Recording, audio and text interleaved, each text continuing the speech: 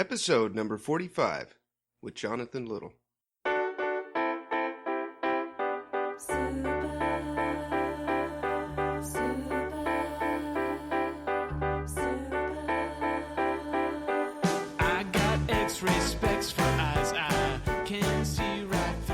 Welcome to the Heads Up Poker Podcast. This is Steve Barton. This is Mike Snyderman. And I am super excited today. We've got Jonathan Little coming on. How do you feel, Mike? I'm super excited that you're super excited, Steve. Well, I'm more excited that you're excited that I'm excited. Oh, geez. That was Steve, your happiness trumps mine. No, along with, well, you got to speak with Dusty Schmidt. Now you get to speak with Jonathan Little. These are your kind of two mentors, right? Yes. Maybe yes. a little bit. Yes. I think for similar reasons. Both of them, Dusty's treat your poker like a business, and Jonathan is as much a businessman as he is a poker player. Yeah, he really is. He really is. Your plans for empire, you could learn a lot from this guy. I can, yeah. It just the way he's marketed himself and just very successful. Looking over his Hendon Mob, I mean, it seems like every other month he's in some other country playing some big tournament, getting some kind of cash. So on the ones that he bagels, I mean, it doesn't show on Hendon Mob where he didn't cash. So that means he's probably traveling twice as much as it shows. You know, it's pretty impressive. He's living the life. No kidding. Yeah. You know, that's the life you want. I don't mind. I don't mind living in an oceanside ghetto. I just want to win a bracelet and get a hand job from a cocktail waitress. You know, I have set the bar so low. So I'm just going to kick back and let you lead the conversation here. Okay. Yes. So how'd you connect with Jonathan? Just via Twitter? Just curious. I don't even know. No, with Elliot. He and I were talking, and he said, "Well, what other guests do you want on?" And I started naming some names, and then I said Jonathan Little, and he's like, "Well, he and I are friends. You want me to have him message you?" And I said, "Yeah, sure." Within 15 minutes, he sent me a message, and after that, we just scheduled it. So it was much easier than I thought it would be. Nice work, brother. Thank you. But, so what else is going on here? We're both ready for a vacation, so we're kind of doing a. I'm going to Florida to visit the parents, bringing my son along. That'll be cool. And cool. Where are you going again? Hawaii. Very nice. Yes, I've never been there. We're going to Oahu.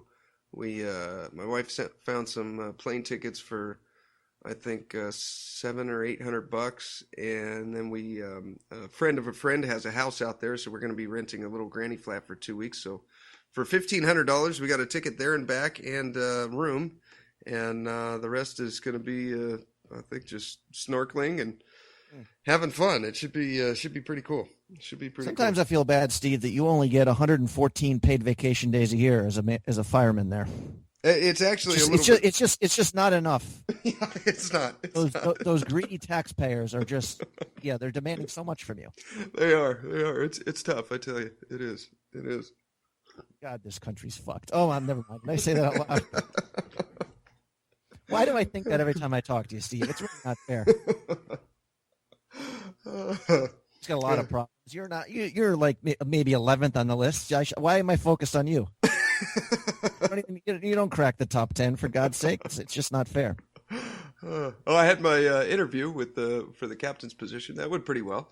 I'm excited for that. They're going to be hiring. There's 4 spots available. One's already spoken for, and 5 of us took the. 6 of us took the interviews, but one guy's already got the spot. Okay. And, so did you sit down at the desk and smile and pull out a roll of quarters and push it their way and say, "There's more of that where that came from"? Just a roll of quarters, roll it across the table, Steve, kind of nonchalantly slide a $20 bill. Your bankroll here. Yeah. I'm sorry. So what kind of questions did they ask you at the interview? Oh, just standard leadership questions. You know, now I'm trying to think of it. Okay, we're your crew the first day of work. What would you say to us? What are your expectations of us? What do you think your expectations? What do you think your battalion chief's expectations are of you? You know, how do you deal with situations where you could potentially have people's lives at risk? That one was actually pretty easy. I just related it to being a pilot. Right. So, every time I get in the plane, my wife and I and our friends in the back seat, I take it extremely seriously. And if there's anything even remotely, questionable on the plane, then we don't fly. It's just not worth the risk. And I follow the checklist just like I would here at work, and like that. That was a easy. Nice one. work, Stevie. Thank you. Yeah, we'll see how it goes. So I'm excited. This has been a long road. I've been trying to promote for about 8 years. I think the first 2 or 3 years I really probably wasn't ready. I was just taking the test to take it. But the last 4 or 5, I've definitely been ready. So this will be a long time coming if it happens. The list expires in February, so we'll see. We'll see.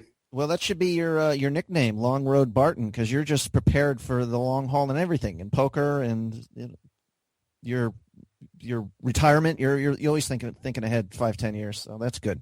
That's got a ring to it, Long Haul Barton. I mean, I'm pretty sure I'm going to brush my teeth today, but that's like as far as the planning goes. And you are going to use the correct side of the toothbrush. Yes. Okay. Yes. Good. All yes. right. That I've known for a while, Steve. Okay. On just a few things in life, I'm slightly ahead of the curve. But that's good. Speaking of behind the curve, I had a lovely cash session the other night. What was that? You were kind of breaking up. Could you say it again? I said I had a lovely cash session the other night where I lost a fair amount of money. Ooh. You still can't hear me or no? No, you're good now. Oh, okay. No, well, last time I was bragging. It's funny. I mean, a million times I'm like, I finally figured out the cash game thing, and I think I went over 3,000 over 5 sessions or something. And quickly, because there's a hand, we can discuss in this session, if you'd like. Yeah. Let me grab a pen here. I'm ready. Okay, go. Okay. Well, quickly, just to give the narrative of the session, I lost a full buy-in on the third hand where I flopped a set, and the guy went all in with his nut flush. And I called, obviously, and the guy rivered a flush. Yeah. So we're playing catch-up early. I was down 1,200. Okay. And I liked how I played. I mean, just card dead and always the second. There's one guy there is like, I've never seen anyone run this bad. I mean, this is like the second time I've heard that. But anyway, finally, I was I was into the game for 3,700. Wow. And pretty deep, but I had about 1,400 in my stack, and I doubled up. Of course, the double up is not really a cash game expression. Some guy told me I should never use that again. Okay. But I flopped a flush. The guy had 2 pair. So I was up to 2,800. I might have lost a pot or two. So this pot is I have 2,600 to start the hand. And the villain, this is interesting. We're like 7-handed it's 1:40 in the morning. I remember actually looking at the clock. This was relevant because there's 2 guys there that kind of, when they're there, I don't know if they're Arab, but they both, you get a sense, are like really rich. They play like really high blackjack and will sometimes come down and play poker and drink. And one of the guys I've already discussed in a bunch of hands. This is the guy who just gets it in horrible against me. And at least 3 of my bag beat hands. This guy is although we're getting, if he sits at the table, I'm like, can I give you 500 to leave? We kind of joke, and he likes me now. But and these guys had announced at like 1:40. We're leaving at 2. He's telling his buddy. So his buddy starts racking up his chips, and his buddy has about 3,000 in chips. Okay. But they're both willing to just put lots of money in with marginal hands, and they just love to gamble. And sounds like the perfect poker player. Yeah. Although I should say the one guy who I always play against is more gambling than this. The other guy, now that I look at it, is certainly gambling and playing too many hands. But if he has a lot of chips, he's probably going to be somewhat protective of those chips, maybe more than the other guy. My instinct to say he's less rich than the other guy. Let's put it that way. Okay. So the guy who's more protective of his chips, I don't know if I have to play this well. He opens under the gun, and I have on the button 9-7 of clubs. He made it 25, and it folded to me. Okay, and again, this is a 5-5 game, and what's the max buy-in on this? 1,500. 1,500. Okay, and he makes it 25. How much does he have behind? 3? He's got about 3K, and like I said, he had literally like a minute before had just racked all his chips up. Okay, so he's got them all. Okay, so 25. You're on the button with, and how many handed are we? Are we like 6-handed or 7-handed? 7. Okay. I might have actually been from the cutoff now that I think about it, but okay. 9-7 of clubs, you said, right? Yep. Okay. Let me preface this with the hand we did the other week with the where you had the kings. I think you were right. You lost a lot of value on that. I think that was a terrible hand analysis by me. But let's see if I can make this up this time. Okay. 9-7 of clubs. I would. I'm never folding this. I'm either calling or raising. How likely is he to fold to a 3-bet? Probably about 1% of the time. Okay, I'm calling then. I'm calling 25. And we called, I'm assuming? I raise. Oh, okay. I'm actually from the cutoff now that I think about it, and there's Okay. a pro on my left, and I just want this guy to myself, Okay. basically. Okay. Basically, I decided ahead of time that I was going to win the pot against him. That always works out well. Okay. But I made it 100. Okay. And the button and the 2 blinds fold, and this guy immediately throws a white chip in. So we go to the flop with $210. $210, both blinds fold. 100. Okay, 210. And the flop is? By the way, get ready for the nonsense that follows. Not to give it away, but several players were talking, saying that is the strangest hand I've ever seen in my life. So Okay. the flop is the queen of diamonds, the 6 of diamonds, and the 2 of diamonds. Queen of diamonds, 6 of diamonds, 2 of diamonds. Okay. And He acts under the first. gun? He donk leads for $100. Okay. All right. So your 3-bet on the flop was just to get the guys out in the blinds. You didn't want them to come along, and you wanted to get heads up with the fish. Right. Okay. All right. Yeah, I can respect that. Okay. So you thought he was never folding when you 3-bet there. Pretty much. Well, I was fine with either result. Okay. I mean, I haven't played that much with the guy, but no, I don't think he's psychologically likes to. And I don't mind building a pot with that hand either, because if I hit, so we can quickly accelerate the size of the pot. Yeah. Here, I obviously did not hit. Yeah. That's as bad as it gets. I have a backdoor straight draw and a backdoor pair draw. Yeah. You got a backdoor 2-pair draw. Okay. So he donks 100, and like I said, I haven't been played that much with him. These guys, once you can't have alcohol in the poker room after 12. Okay. And these guys will go every 15 minutes to the bar to drink. And basically, I haven't played that many hands with this guy, or maybe my memories. He's definitely been there a fair amount. But so I don't know how he's going to play the nuts. That's all I'm saying. Okay. So I don't know what that, but it possibly means he has a piece. I would lean towards he kind of likes the flop. Okay. Yeah. In situations like this, I just try to play as many hands as possible with guys like this. So if I thought on the flop that he's not going to fold to too many. I like that you raised because you wanted to isolate him. But as far as, I want to at least get like second pair or something against these guys so that I can stack them, and they're going to call off with call off light. But on a flop like this, where we don't even have a diamond. Yeah, I don't really like bluffing guys like this. I'd be more inclined to just check my hand and then move on to the next one, and be willing to play hands like this in position on them and try to see as many hands as you can in the next 20 minutes before they leave.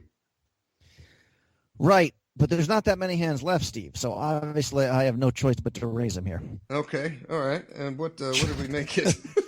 No, by the way, your analysis there is a once and for all analysis for sure. I mean, again, you're looking to play hands with these guys, but you're not looking to. Not with the plan of, well, I can just blow them off whatever they have, because this is not one of the guys to do that. But I thought there's a chance he's got maybe a weak diamond or just one pair or has nothing, just wants to steal it. This doesn't mean he loves the flop necessarily. Yeah. Certainly. So I decide I'm going to raise. Okay. And I raise it to 280. Okay. Which is almost the size of the pot. The pot had 310 before I raised. Yeah. And UTG? Obviously, we already know that would not be the move you would do, and I think you're correct, but he quickly calls. Okay, he calls 280. So we go to the turn. What can we say about him just flatting there? I mean, if he's got a queen, do you think maybe he raises, or if he for some reason flops a flush, doesn't he also want to raise just in case I got a bigger diamond if it's not a big flush? I mean, what does he? Maybe he's got a queen but no diamond. Versus what is he calling with? At this point, he's got a value hand. He's got something. Yeah. I'm thinking like middling pairs with a diamond, possibly like pocket tens with a diamond. Maybe he's got a queen. King of diamonds, queen of clubs would make sense. He could have a set. He could have flopped the stone cold nuts, but I should say he called very quickly. Okay. So the nutty hand, like I said, the set, the nuts hand, usually you get a little Hollywooding or a little pause, like people. Yeah, like, usually they got to stop and think. They make it look like they don't want to be raised. Yeah. So I dismiss the possibility that he flopped a flush here. Okay. Maybe that's not true.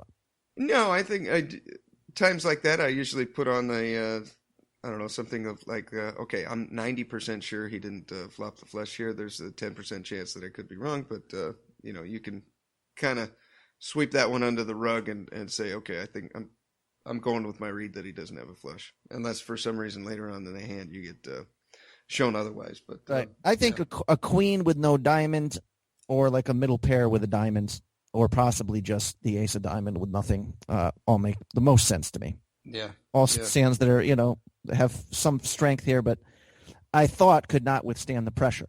Okay. As you can tell what my thinking is heading into the turn. Yes. And what's the pot on the turn? And we now have 770 in the pot. 770, okay. And the turn is? Technically 764 after they pull the rake out. Okay. But I never factor that in when I do this. The turn is the 3 of hearts. 3 of hearts. Okay. Which I'm 90% sure does not improve my hand. I haven't studied the matter, but No, you're right. It does not. Yeah. And he now donks into me for $120. G 120. All right. I'm kind of lost at this point, so I guess we're not giving up on the hand. So. Well, I mean. He should be, right? I mean, at this point, or does this just look like desperately this guy still has, like I said, a weak queen, and like the ace of diamonds, 5 of clubs, or something that you just picked up a wheel, or I doubt the turn helps him in any way here, but. Well, I'm sticking to my theory that he's got a value hand, but he's racking up his chips and just hoping he can't stand the pressure of some heat here. Okay. I raise to 550. That's a pretty decent size raise. Yeah, I'd say so. Euro 550. Okay. And this time he studies me for a few seconds. Okay. Not entirely happy, but he calls pretty quickly. Okay. He calls. And what's the pot now? And the pot is now 1870.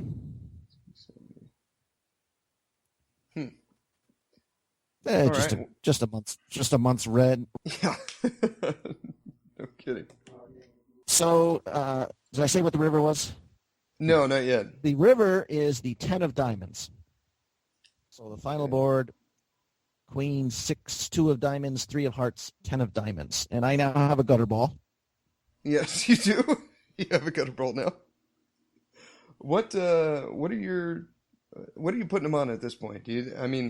Are we sticking with we thought he could have 1 diamond? Yeah. Yeah. Okay. Probably. He could have had the ace of diamonds. But I guess, again, his bet size doesn't really give me the information I'm looking for here. I don't know. He bets Donk leads again for $120. What the hell? And I yell. I wait about an eighth of a second before yelling pretty loud, "Fuck!" Basically just to save face. Like, oh, I got rivered. Yeah. So this is interesting. I mean, I end up folding after tanking for a while, but it was a fake tank. Yeah. And I mean, usually it's kind of fun. Maybe I'm finally getting respect. This pro on my right, who's one of the better players there, he's the guy who unquestionably makes a decent living playing poker. Yeah. He's like, why would you have any reaction there? You've taken away your opportunity to raise him off his hand. Yeah. Because so afterwards, I'm like, Jesus, he probably has. And after I fold, he's like, queen was good, right? He had a queen, my theory is, with no diamond. So that's the blocker bet of all blocker bets. And I was trying to defend it, and this guy was he's like, he didn't have a diamond, man. And Yeah. I'm like, he could have played the nuts that way. I mean, we have no idea what this guy's up to. And he's like, well, that's true. So he's like, did you have kings or aces?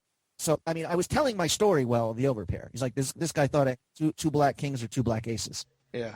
But he also felt, without really we didn't discuss the hand in great detail, but I mean, maybe I got a freaking shove there. I guess is it plus EV, or the problem is this guy might call with a queen and no diamonds. I don't know. That's a tough board to call with just a queen. Right. If he has just a queen, he might have a Yeah. queen and a nine and diamonds. And he could have the freaking nuts. I don't know. At this point, I'm also sort of, like I said, it'd been such a bad day. I was way down. And although I did have quite a bit of money in there, I mean, at this point, I got $900 in there. Yeah. I didn't want to lose my whole stack and go out of there $3,700 for the night. And like, this should not factor into the hand. Yeah. So, the big lesson here certainly is I took away a really strong possible play there when I was a little surprised when you yelled "fuck" like that. Yeah. I was just trying to save face, make it look like I had a big hand and I got unlucky. I wanted to tell a bad beat story. Yeah. Where obviously, you know what I mean? Yeah. Or at least for these other people I'd be playing with, I guess you could say I was angling them for the future. Like when I put a lot of money in the pot, it's because I have a hand. I mean, they don't necessarily believe that. They've seen me kind of stuff there. Yeah. So at least, like I said, I'm definitely playing a tighter range of hands than ever before. And although the other possibility which occurred to me afterwards is, why not just flat the turn and then raise the river? He donk leads for 120, just casually, okay, short head, put money in the pot, buddy, see what happens. Yeah, I like that better. And then if he again raises bets the river, you got to look at his bet sizing. If he sees the fourth diamond and pots it, then we got to fold. But if again he puts some shady little bet in there, if he bets 120 again, it's at least it's at least worth raising the 500. We have to win less than 50% to make it a profitable raise. Yeah. So and then I other than the pre-flop raise, I guess I played it worst possible way on every street. Although I don't know. Yeah, but the river is like it didn't even occur to me to raise at this point. I was just in give up mode. Yeah. Like my turn was my final stand. Yeah. But the river, with his bet certainly looks scared. I mean, a queen with no, and then afterwards, queen was good, yes. So I think when he did, I get a queen with no diamond. Although he could just be wanting to BS with me, and I think he was just trying to get under your skin when he said that. Anyways, let's move on from that. All right. Okay. Yeah, we got a hand from Aaron. He submitted it to the podcast. So at headsuppoker.poker, you can click on the little hand submission there and submit a hand. And don't forget to download your free MP3. Go to headsuppoker.poker, click on the Elliott Rowe link, and you can get a free MP3. I use them religiously before and after every session. I know Jonathan does as well, and we got Mike on board as well. So, and we have a coupon code. So when you purchase your tape, type in the coupon code box HU Poker, Hotel Uniform Poker, and you'll get 10% off. Okay, from Aaron. Hey guys, got a hand for you. It's all pre-flop, a bit of a funky spot in my opinion. So this is the championship game of a home league I play in and help organize. 5 spots pay with payouts roughly of, I'm going to round these up, 1,000, 700, 500, 300, and 200. We're 8-handed. Me and my villain in the hand account for roughly half of the 1 million chips in play. So out of 8 people left, the 2 of them have about half the chips. Blinds are 2K, 4K with a 500 ante. Folds to me in middle position, and I open ace-king off to 8,500. So he opens it a little bit more than 2x in middle position. 1 fold, then player clicks back to 13K. Now, something that is relevant that I didn't know at the time because I was taking notes for a blog post we had, but what happened was he apparently didn't see my raise, but announced raise. So ruling was they held him to a min raise since he tried to put in 10K.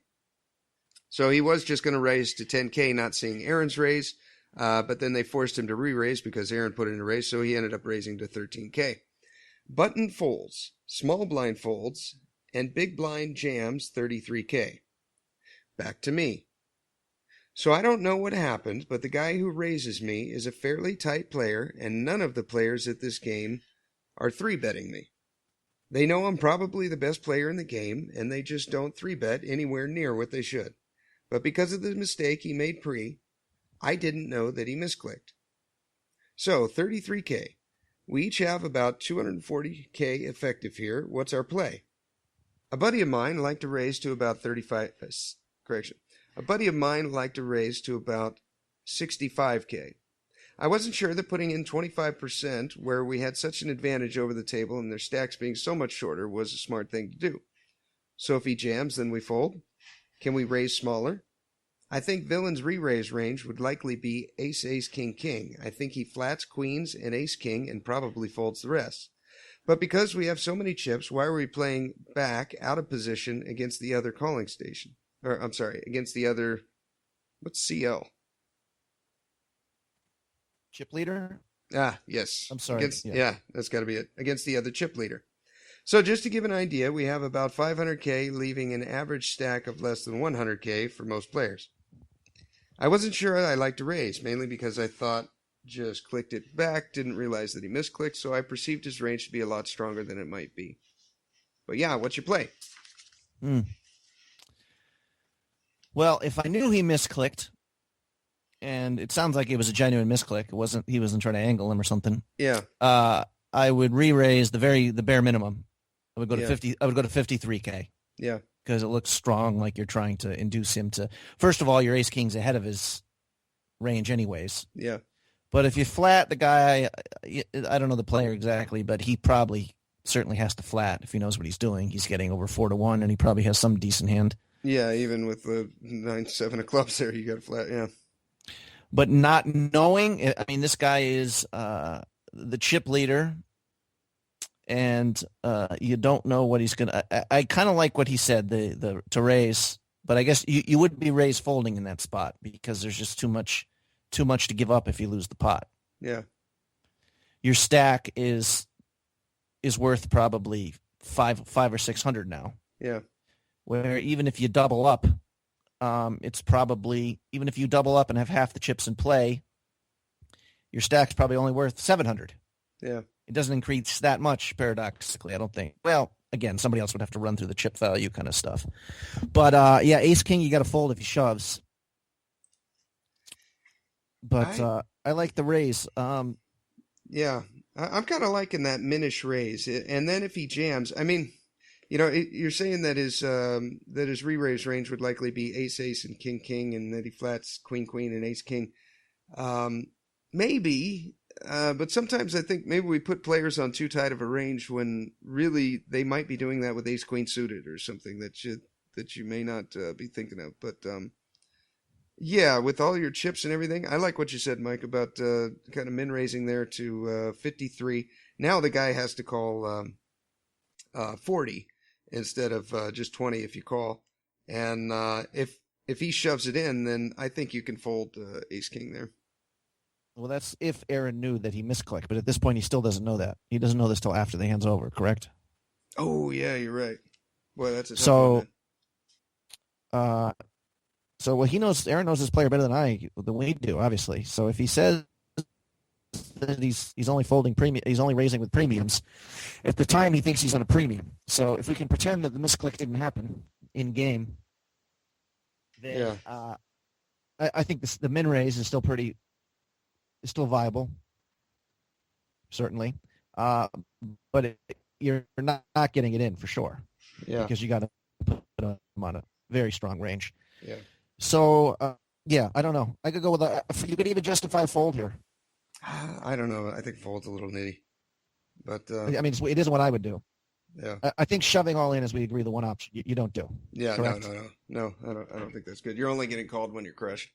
That's out of the question. Yeah. But he's the best player at the game, and he's also. And there's other ICM, especially if this other guy got knocked. If he folded and the chip leader knocked this guy out, and we're now 6-handed with only 5 getting paid. I'm 7-handed with 5 getting paid. Aaron can put a lot of pressure on these guys. 3 betting and just making them terrified to play a hand. Yeah.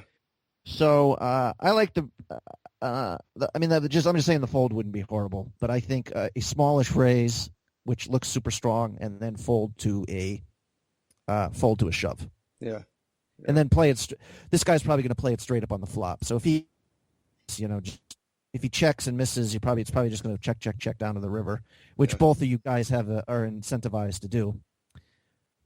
So you don't have to have. I like the raise. Okay.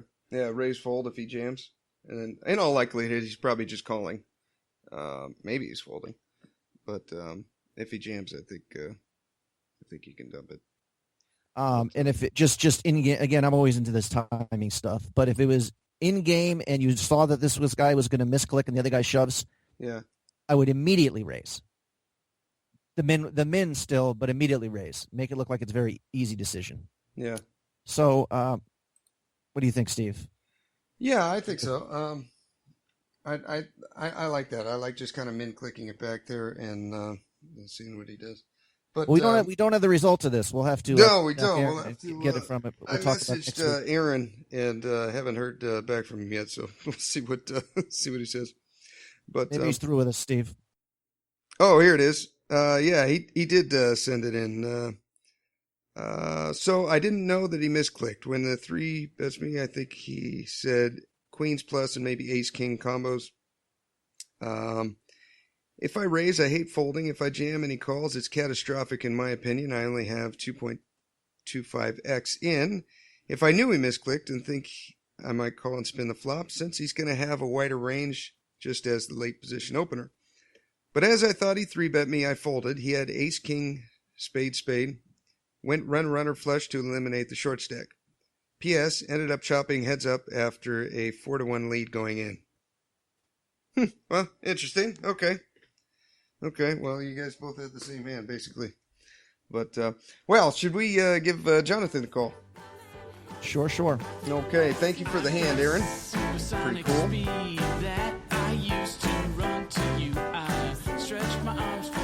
Hello. There we are. How's it going, Jonathan?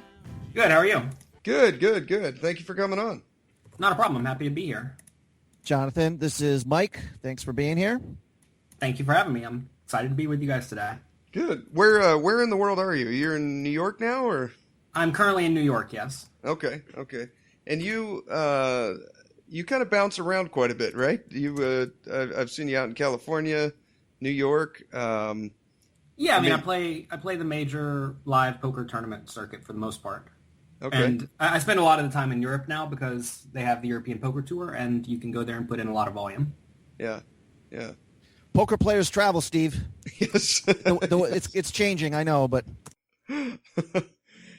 Steve, Jonathan, if you ever listen to this podcast, you'd see Steve is you're his hero, by the way. So if if you're, I don't know if you're used to real sycophantic questions, but they're coming. Awesome. I just got to let you know he's yes. So a lot of questions, Steve. I'm just giving you a second to gather your thoughts here. Is it? But go ahead. Steve is not only a poker player; he's kind of an aspiring businessman too. So we're very intrigued, much more than the other poker players we talk to, and much more than probably any of them out there. You really know how to brand yourself and do a lot of cool stuff with poker. Yeah, I do my best with it. It's hard to win money at poker all the time. So if you can have some amount of income coming in, it's definitely a good thing. Yeah, yeah. But I'd say, but you know who Alex Fitzgerald is? I do. Okay. I'd say between you and Alex is where I'd like to be in the next 3 to 5 years. What you guys have done with your website, branding yourself, coaching, marketing, branched out. Like what was your formula? What was your blueprint? No, I mean, I was a poker player whenever I started. I did not get into the business side of it until, well, slowly what happened was I got involved with a poker training site, and me and 2 other guys owned 33% of it each, and eventually one day they wanted to get rid of it because it was a lot of work. Okay. And so I decided to take it over from them, and I ended up losing a lot of money on that, and I had to figure out a way to turn the ship around and make money from it. And that's I sort of learned how to do it out of necessity. Okay. Because was that Float the Turn, or was this before that? This was called sngicons.com. It's a sit-and-go training site. Okay. And it was pretty much entirely sit-and-go stuff. And then we eventually rebranded it as Float the Turn and put mostly tournament stuff because I don't play sit-and-goes much anymore. Okay. And at the time, I played only sit-and-goes. So, I mean, I've been a professional poker player since I was 18. I'm 30 now. Mm-hmm.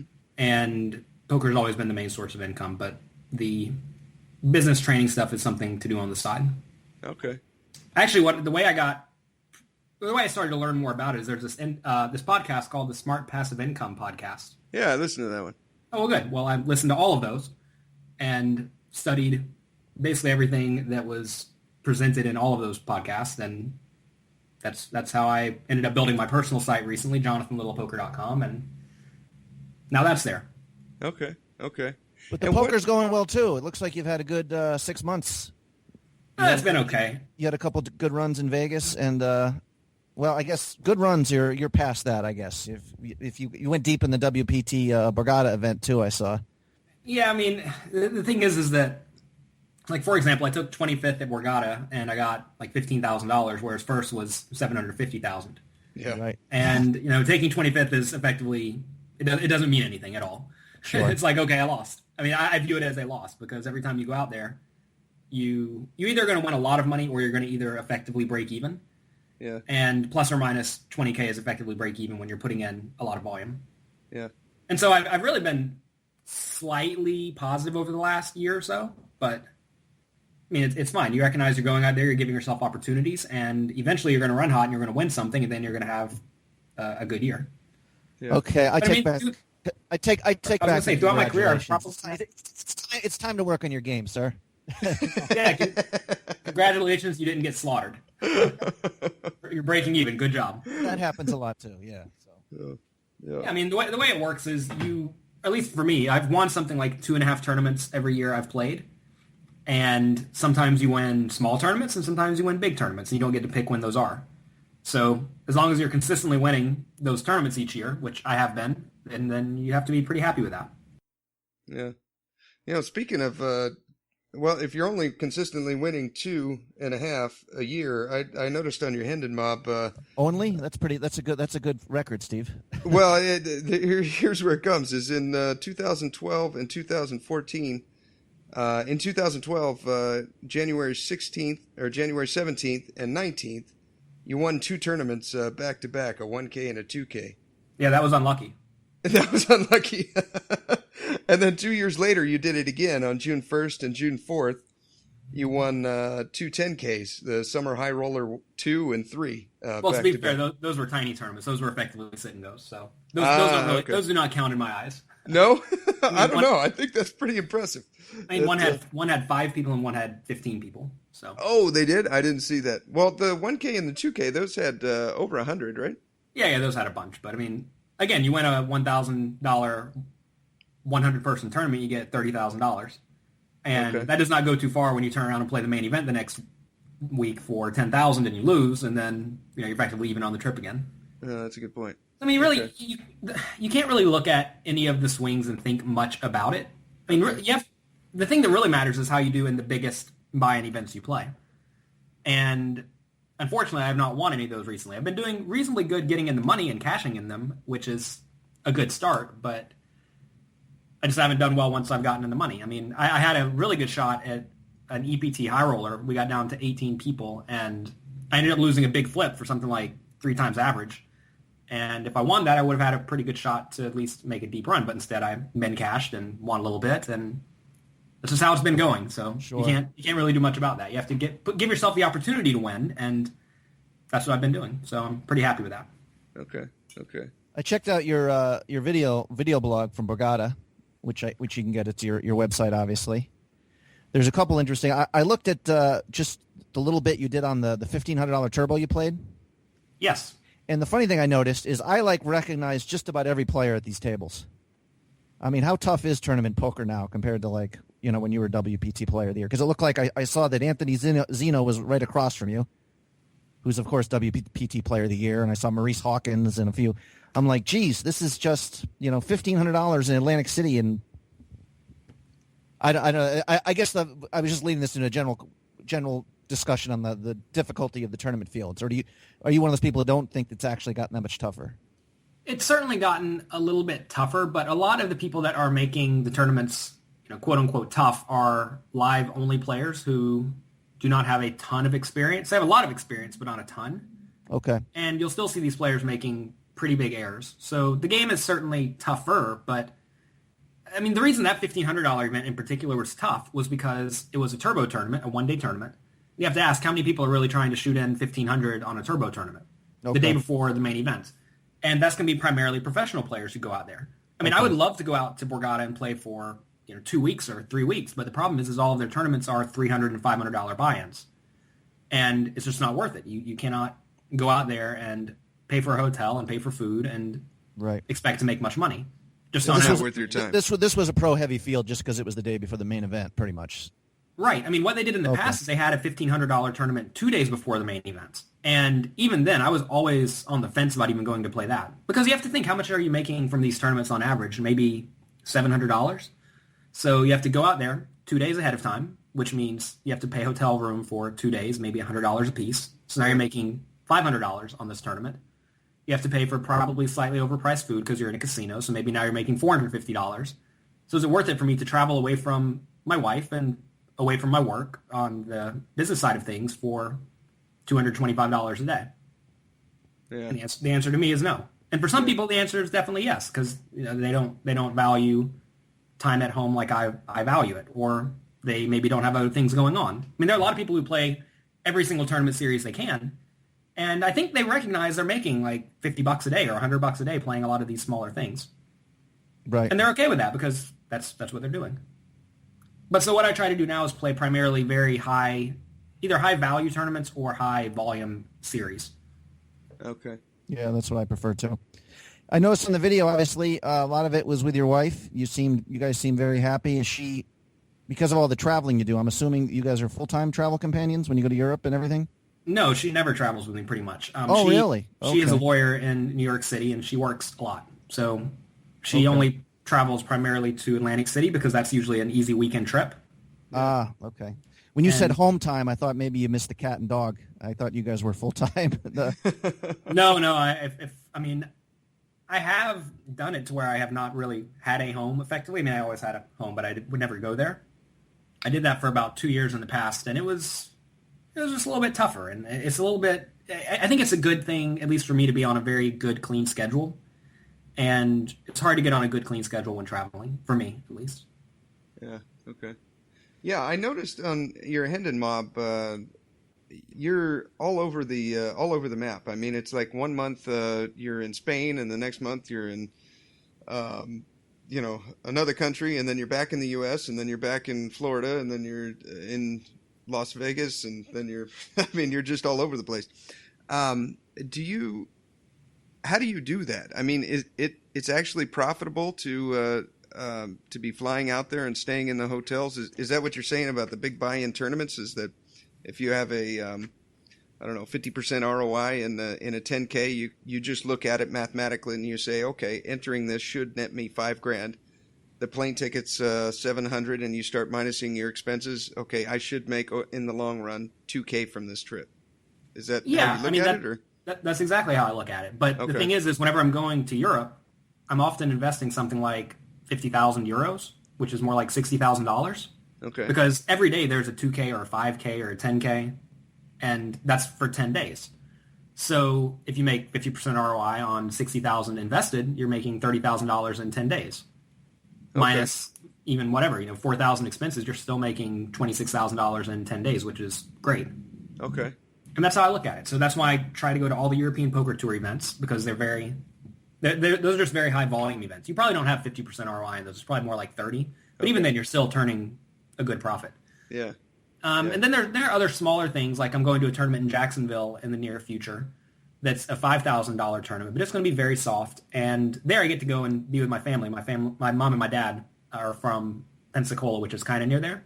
Yeah. And so it's almost like a family vacation to some extent, and I'll get to play a poker tournament. But that's an example where the tournament is 5,000, but it is a reentry, so you probably get to play it like the 6,500 because you reenter sometimes. Yeah. And hotel is cheap, travel is cheap, so you make maybe up to like 100% ROI and something like that. So 6,500 minus maybe 1,000 in expenses total, so 5,500 over 5 days is acceptable. Okay. But I'm not traveling to stuff like random World Series of Poker circuit events, Right. for example, because those are $1,500 tournaments, and you have to pay the same $1,000. So now you're making $500 over 3 or 4 days, and that's not worth it for me. Do you have any sponsorship with any of the European sites? No, none of that. None of that. Were you backed by PokerStars or Full Tilt back in the day? I had a deal with Full Tilt a long time ago, but I mean, it's hard for Americans to get any sort of deal like that in today's environment because we don't play on their sites very often. I mean, I go to Canada occasionally to play on PokerStars during the main series. Okay. But that's pretty much it. Now, what's your buy-in or how can I put bankroll management? What I'm doing right now online is I've got 100 buy-ins. I'm only playing on ACR, so the tournaments are pretty small fields. Some of the bigger fields, may have 1,000 players or something, but most of the tournaments I play in have anywhere from 50 to 300 people. And I'm doing 1% of my bankroll per tournament. I don't go higher than that. I do go lower than that. So I may play 0.5% of my bankroll per tournament. Does that sound good, or should I be doing more like 200 buy-ins? Or, jeez. I mean, it depends entirely on what you think your skill advantage is over your opponents. I mean, there's not an arbitrary number that is good for everyone. Because, I mean, say you're completely break-even, then, or say you're like a 1% ROI winner, you're going to have huge swings. Yeah. Even though they're going to be slightly positive over time. But if you're a 100% ROI player, then you can play with a much smaller bankroll. So, I don't know. You need to figure out what your ROI is. There actually is an online site that can calculate roughly your bankroll requirements. I don't know what it is off the top of my head, but I'm sure you can Google bankroll calculator poker tournament or something like that. And it'll bring it up. But most likely, if you were playing 100 with 100 buy-ins, that's probably fine for 300-person tournaments, assuming you're reasonably good. Okay. Also, though, I would suggest, I know they have that $1 million guarantee tournament on that site sometimes. I don't know if that kind of thing is in your bankroll, but if it's not, I'm sure they have other smaller, big events. No, I'm playing, I've got 5K, and I'm playing 55s and below. Okay, so if they have sporadic tournaments, like a $200 tournament that has a very big overlay on Sunday or whatever, yeah, that's occasionally an okay thing to play as long as you're only playing it once per week, because you have to look at your average buy-in, and as long as your average buy-in is... You can play tournaments larger than your average buy-in if they're not egregiously large. Okay. So you don't want to be playing like a bunch of $1 tournaments and then one 10K, because then I don't know what the average would be, but it'd probably be like $50. And at the same time, you could get away with playing mostly $40, $50, $30 tournaments and then a sporadic 200. Okay. If that 200 is very soft. Yeah.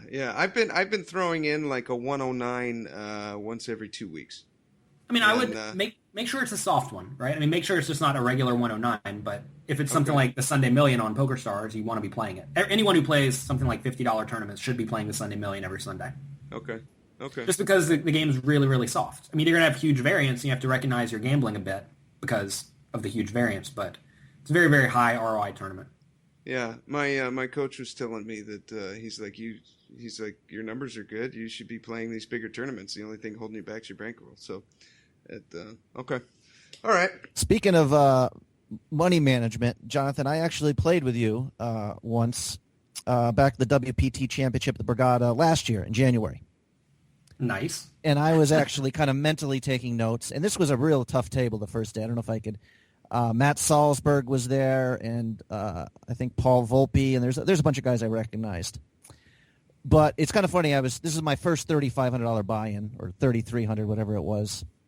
So I think it was the second or third hand you actually doubled up. I don't know if you'll remember this, but you shoved a combo draw. I think it was like 3, 5, 6, and the other guy had 2, 4, but you had 7, 8 of spades, and you hit your flush. And so I kind of take a mental note. I'm like, I wonder if he'd do that if it wasn't a rebuy, if it was a WSOP event. I probably would. You probably still would? I mean, as long as I'm the guy jamming it in, you always have fold equity. Right. And if you're 50-50-ish when you get called and you make the guy fold 20% of the time or something like that, probably not a ton once all the money, 300 big blinds go all in on the first hand. So you don't have a ton of fold equity once he puts in 100 of them. But sometimes the guy will fold, and when he doesn't, you have roughly a flip. So it's not the end of the world. But right, I agree with you. But just at the time, so I took a mental note. I said, play your draws aggressively. And then an hour later, though, you had lost some chips, and then I don't know if you'll remember the hand. Of course, you played so many hands. You got it all in with Matt Salzberg, who had a set of jacks, and you had the nut flush draw. And, I remember that hand. That one didn't work out. Yeah, he held that hand, and you were gone. Of course, I assume you refired again into the tournament. But so my first note was got to play those draws aggressively, and my second note was wait for someone else who plays their draws aggressively. Well, so if you look at both of those situations, I remember I jammed all in against Matt Salzberg, and he called. That's a spot. I think the board was like Jack 6-3 with 2 diamonds. I had Ace 10 of diamonds. That's a spot where he could very easily have aces, kings, queens, ace, king, ace, queen, etc., and fold. Right. And then the same thing against the other guy on 6-5-3. The opponent doesn't have 4-2 very often. So the range I'm trying to make this guy fold is an overpair. And a lot of people will fold an overpair whenever you put in significant money. Sure. So on both of those, I was a bit unlucky that they had the top of their range. Top set and a straight. you can't make your opponents fold those, but very often they don't have those. And when they do have those, you still have your equity, which is fine. But I'm really not a big fan of playing draws aggressively in general. You must have just caught me on two sporadic instances. No, I mean both were those. Obviously I wasn't like questioning like how you played it. It's just I think it's just kind of interesting. I guess this was a discussion about I forget. I did want to hear about the rebuy tournaments though. Was that they're kind of ubiquitous now? Back in the day where they were I'm saying you're only 30 years old talking about back in the day, but back in the were they rebuys? But back in 2007 or 8 when you were the player of the year. No, pretty much none of the tournaments were rebuy and reentries. And I actually don't play rebuy and reentry tournaments much different than I do regular tournaments. Because every time you reenter, you're effectively saying, I'm playing a completely different tournament. Would I buy in for this tournament at this point with a stack size? You can't look at it as, if I bust, I can rebuy. Sure. Unless you're playing... I mean, the only time you really need to be concerned with the rebuy implications is when you have a very, very short stack nearing the end of the rebuy period. Or if you get really short early in the rebuy period. But say you have a $3,500 tournament and you're down to a third of your starting stack, right? Yeah. That's worth still $1,100. And are you really trying to throw $1,100 in the trash so you can go rebuy? And because you lose not only whenever assuming you put in with 0% equity, which you don't, obviously, you win sometimes. But if you get it all in and you lose, now you lost that 1,000 and you have to go put up 3,500 more. So now the next buy-in is 4,400. 4,500, whatever it is. And you have to ask yourself, with the stack, do I have $4,400 or more in equity? And quite often you don't, especially if you're buying in near the end of the day because the blinds are already much higher. So very rarely should you be trying to punt your stack or rebuy or anything like that. Right. But when you travel for these things, if for some reason you get cooled early, that's got to be frustrating sometimes. So, I mean, I'm sure if you ever have any, I guess what you'd call minus EV rebuys where you're kind of short, just because it's the main event and you've traveled, you flew 6 hours to get somewhere, and are you pretty disciplined about that? I'm generally very disciplined about it. I try to play when it makes sense. It's not like I'm just trying to gamble and get lucky. Sure. I mean, this actually came up recently at the EPT High Roller in Barcelona. I busted right at the end of the first day, and I could rebuy again because you could rebuy up until the start of the second day, and I'd have something like 35 big blinds. But I looked around the field. Field was relatively tough because a lot of the amateurs had busted. So I skipped it. I mean, I could have rebought, but I elected not to because I did not think it made too much sense. Also, there's the added benefit of there being a 2K that day as well on it started day 2. And so that was sort of like an added bonus that I could play a soft 2K or a tough 10K and with no chips. So it makes sense to just I like to skip the bigger tournament with more prestige and play the other one. You know that when I fire up on a Sunday, I typically play 15 tournaments or so, sometimes 20, depending on how I do. I do late reg some of them. I do look through the what do they call it, the lobby, and if there's some good regs that have busted, then I'm much more likely to late reg than I am if they're still in and a bunch of no names haven't. But what do you have like a general rule? Usually what I do is I don't late reg something unless I've got 25 big blinds or more. Is that even still a little bit too loose? I don't know. It's tough to say because, again, you have to realize whenever you're buying in late, your return on investment is going to be lower. Yeah. And as long as you're overcoming the rake in an online event, it's often worth playing it as long as you're still making me 10% or 20% ROI after the rake. Okay. And, I mean, if you're good, I'm sure you can. Okay. So I don't have a problem with that. I mean, quite often whenever I happen to play on PokerStars, I'll usually buy in like the last possible minute to register the first big tournament of the day, which is usually a $200 knockout tournament. Okay. And like, I don't think my ROI is very high in that at all, but I recognize if I win a flip or two, then all of a sudden I'm in fine shape and we can actually play. Yeah. So I recognize we're probably going to lose in the first 10 minutes that I sit down, but if I don't, then we have a shot to actually do something. Yeah, I've wondered about that too because sometimes I've thought, well, maybe I can just buy into this. I know I only have 10 big blinds and I'm going to be pushing or folding because this is the last level, but I don't know where I got the 25 big blind rule. Maybe I just came up with it myself, but okay. So it's not horrible to late reg these things. I mean, I don't think it's horrible, but I certainly don't recommend it. I mean, I try to buy in on time for everything I play. Okay. And I'm actually really anal about it in live poker. I do not show up late ever because there's always one or two guys at every table trying to give their stack away. And if you're not there, you miss out on it. Yeah, that's true. That's often the live tournaments is really easy to grind out a fairly variance-free some amount of equity in the early levels. And if you skip on that, it's not a good thing. I mean, I recognize that in the smaller tournaments, it's usually not that much equity. Like if you're playing a 1K, maybe it's $50. But $50 for effectively free to show up, it's a really good deal. Yeah, it's worth it to wake up early and be on time. And then when you're talking about a 10K, it's $500, and then it's really worth it. Yeah, yeah. Well, at least for me, I mean, it's important to recognize that money is very relative to everyone, and for some people, they're thrilled to get up and go there and play for $5 for the hour, and some people, the $500 per hour isn't worth it for them. So it's not like you can say that people skipping it are making a mistake because the money is very relative. Maybe they're infinitely rich and they play for fun and they don't care. Yeah. So always recognize that people think about money very differently. And also people have different priorities. Like maybe I value being at home at $1,000 per day or something. And if that's the case, then it doesn't make sense to go play much at all. Yeah. Speaking of priorities, if I can ask you just about, we've been breaking down the math of the Poker Pro pretty good, but how about like titles? Victories. I mean, is it all frustrate? Are you going to be frustrated if you don't win another WPT championship event, or are you totally happy as long as you're a profitable poker player and paying the bills and moving ahead in that way?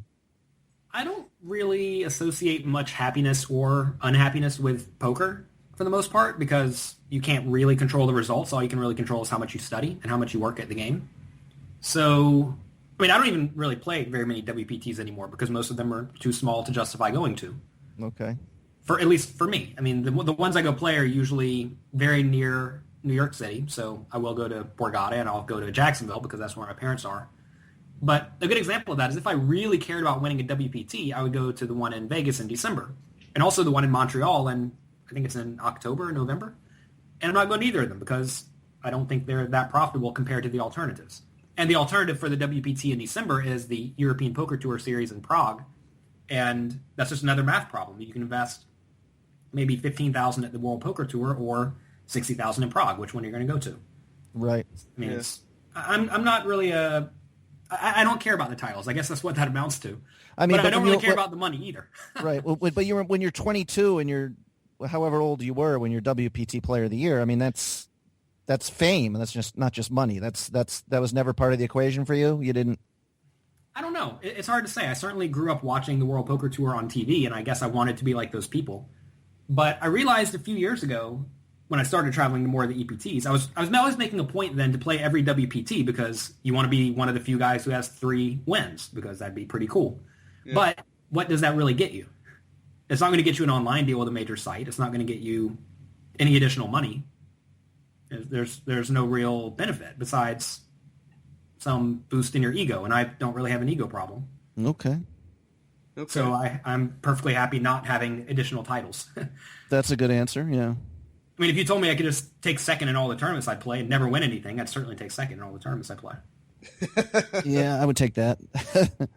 What would you say? Do you make more money from your business, from your site and coaching and selling training webinars and videos, or do you make more from playing? Don't forget the books, Steve. He sold quite a bit of those. You and I have bought. I bought a few of them. It's definitely more playing poker. I mean, okay. The thing is whenever it's hard to make more than, like, if you look at a European Poker Tour series where you go make $30,000 in a week. It's hard to make more than $30,000 a week doing much of anything. Okay. And it's certainly not. You're not going to get there when you make $3 per book sale. Yeah. It's hard to get $30,000 from that in 1 week. It just does not happen. Yeah. No, poker is definitely my main source of income. Okay. The whole training product business is primarily there to give me something to do to take my mind away from actually playing poker. Also to help me sit down and study poker more, and to give me something to do at home whenever there is no tournament series going on. Yeah. Okay. What's your typical work day? Do you start at like 6 in the morning and finish at 5, or like go through your regular routine? You wake up, work out, have breakfast. Like what do you do? Well, I wake up at roughly 6 a.m. That's when my wife gets up. I cook us breakfast or make us breakfast. Usually have some sort of beans and green smoothie, all vegetables. Okay. And then she gets out of the house at around 8. And then from there, it depends on what I need to do. So a few days this week, for example, I had to go record the audiobook of my newest book, Excelling at No Limit Hold'em. And that was from 10 a.m. until 5 p.m. So I went and sat in a room all day and read a book for the 8 hours, 7 hours, whatever it is. And then other days, I don't have a whole lot to do besides perhaps work on a new upcoming training product or write a book, something like that, and I'll spend that time during the day doing that. And my wife usually has a trainer session at the gym 3-ish times per week, so I'll always go with her to those. I'll go to the gym when she goes. And on some of the days she doesn't go or she doesn't have sessions scheduled for that week for whatever reason, I'll usually go in the morning. And I usually do that after she leaves, usually after I take care of an initial rush of work. Every day I wake up, I have a pile of stuff to do in my email. Okay. So I try to knock that out within the first hour or so after she leaves. But very regimented, scheduled. You have a routine. Right. I mean, it's pretty much a 9-to-5 job for the most part. And then when my wife is done working, I make a point to not do much work, and I try to not work on the weekends. And I like it that way. It's like a regular job. Yeah, I like that. So where do you think you'll be? I don't know if you want to talk about family and kids and that stuff, but how do you think your life and your poker will be different in a few years down the road? Any thought of moving to Europe? Seems like you spend so much time there. No, not really. My wife has a good job as a lawyer in New York City, so I can pretty much live anywhere, and she cannot live pretty much anywhere. So her job is the main factor in determining where we live. So I'm gonna be in New York City, I'm sure, for the most part. I mean, I travel a lot, so it's not like I'm. The thing is, if you go live in Europe, you still have to travel a lot to play. Right. That makes it's not sense. like you can just. It's not like you can just, go 2 minutes down the street to Spain and then 2 minutes down the street to to Prague or something. Or something, yeah. It's not like you're culturally deprived in New York either. There's a lot to do there. Yeah, I mean, I think there are only a few places where poker players should live if their main goal is to play poker, and that's either Los Angeles or Las Vegas or South Florida. Those seems to be the the best places by far for live poker. And then you can live anywhere if you are an online player besides America for the most part. Yeah. But yeah, so you have to figure out what your priorities are. And again, my priority is not to go sit at the casino for 8 hours per day every day. That's not what I want to do, and that's not what I do. But if it was, I would have to go move somewhere else. You can't live in New York City and play poker for a living, really. Yeah. Well, I've got a couple of hands if we want to move on to the strategy section. All right, sure. Okay. I've got, we're heads up at the final table of my replayer doesn't say what the buy-in is, but I'm going to guess it's between $30 and $50. I'm in the big blind with 6-6, and the blinds are 1,600, 3,200. Total pot is 54.40 after the antes. And I've got 39 big blinds, and the villain has 38. His numbers after 58 hands are 30, 19, 7.73 bet. So I guess average, maybe a little bit high coming into the pot, but some of these hands are from 3 and 4-handed, so it opens it up a little bit. But anyways, villain opens on the button. He min raises to 6,400, and we're in the big blind. What are you thinking here? So how many chips do you have here? Sorry, there's a siren going by. I don't know if you guys can hear it. That's all right. The guys are doing construction outside my window, so we're in the same boat. Okay, so how many chips do you have? I've got 121,000 chips to start the hand. And he has the same? 118,000 chips. So I've got him covered by a big blind. I'd probably call. Okay. And what's your reason for calling and not raising? Well, the raising range I want to be raising with is going to be mostly strong hands and also complete trash. Okay. And I think sixes is probably near the cutoff of the strong hands. I'm probably raising something like eights or better. Okay. And then maybe ace, jack and better, maybe king, queen. Something like that. So relatively tight 3-betting range. Also stuff like Jack 3 offsuit, 10-2 offsuit, stuff like that. Just complete junk that you can't call a 4-bet with. Right. I mean, I try to develop a balanced range against most people, and this guy seems to be reasonable enough, your opponent. He doesn't seem blatantly crazy or anything. Yeah. So I would just adopt a relatively balanced strategy until I figure out what I think he's going to be doing. And that includes a lot of calling from the big blind. He min-raised, right? He min-raised, yeah. Yeah, I mean, I'm much more inclined to call when a guy min-raises than when he is 3xing it, for example. Yeah, me too. Okay. So I would have called there, but 3-betting's fine. Okay. See, now this is interesting because I'm more likely to toss my crap hands, the Jack 3 and the 9-2 offsuit and stuff like that, and I'm much more likely to 3-bet things like 6-4 of hearts and 5-7 of clubs and Jack 10 suited and hands like that. But you're more in the, and also 3-bet my strong hands.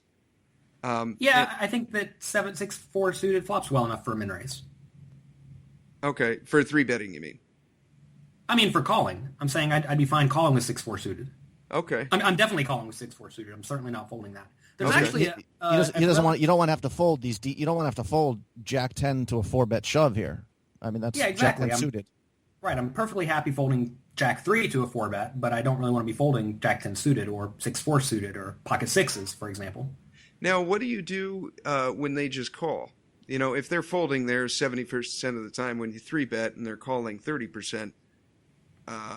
I guess maybe those numbers are off because sometimes he's rejamming. But if he's folding more than he's calling, what do you do when he calls when you've got 9-2 off? You usually bet the flop like you would all of your premium hands. Okay.